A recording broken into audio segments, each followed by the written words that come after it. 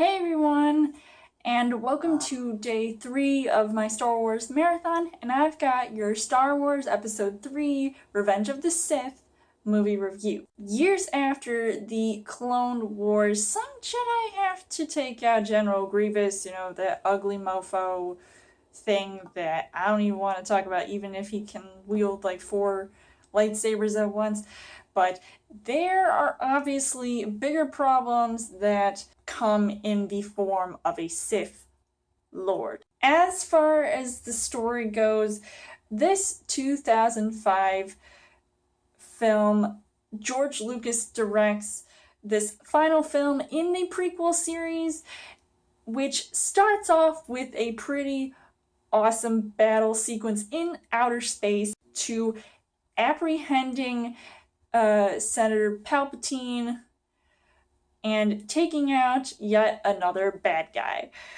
And it was very important to see just how this movie was going to be connected to the original Star Wars trilogy, and I would think right off the bat that it did a pretty good job at doing that. Because of that, I really felt like the storyline was engaging from beginning to end. As far as the casting goes, Hayden Christensen obviously is a much more troubled Anakin Skywalker. I mean, in the last movie, he had lost his mom, and now he's dealing with other things, like not being completely accepted in the Jedi Council and becoming a master.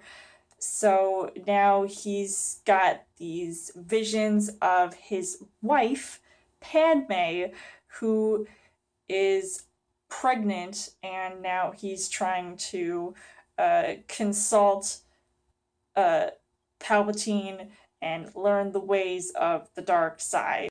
So it gets pretty intense with his character from beginning to end, and you start to see his downfall in the movie.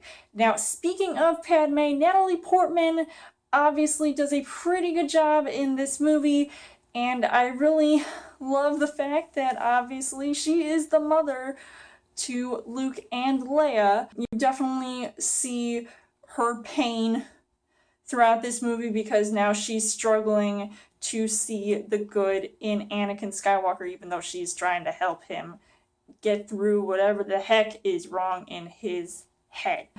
But I guess the only person that does end up sort of pissing off Anakin Skywalker the most has to be Ewan McGregor, coming back once again as Obi-Wan Kenobi, and I think he's just pretty awesome in this movie, and he definitely gets a lot of pretty good scenes with Anakin Skywalker, especially close to the end of the movie, and you start to see what sort of escalates in their relationship. All of this stuff, he trained Anakin, and now he's got to basically do what he's got to do.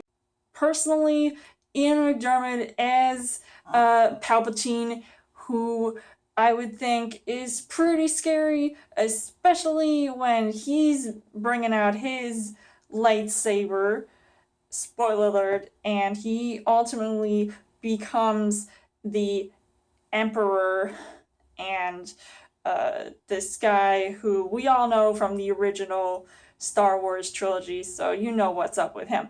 And obviously the one who gets to try to take him down is Samuel L. Jackson, and, well, there's a reason why he wasn't mentioned in the original trilogy. But then you've also got a smaller role by Christopher Lee, who I also think did a pretty good job in this movie as well.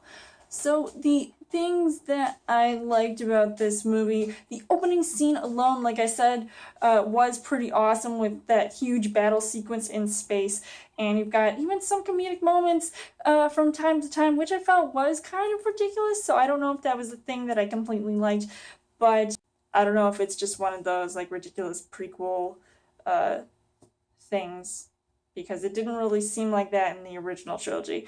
I felt like the graphics quality vastly improved from the previous 2 prequels. Also really liked watching all those lightsaber fights, because that was all like supposed to go down.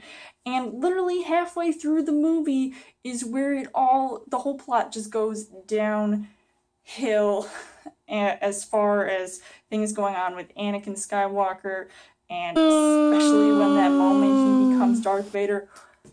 I almost lost my mind. I definitely cried a few times watching this movie. Especially when Yoda was telling Obi-Wan that he can teach him to communicate with the dead, aka Qui-Gon Jinn.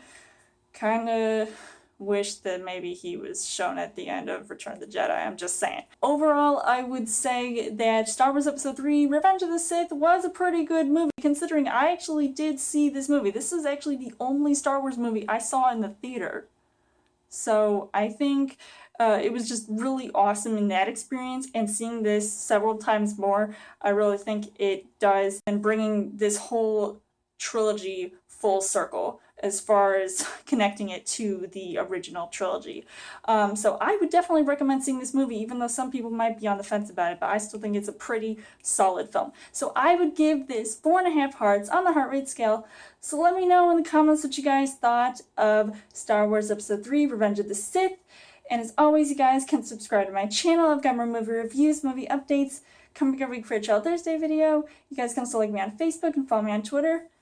And may the Force be with you.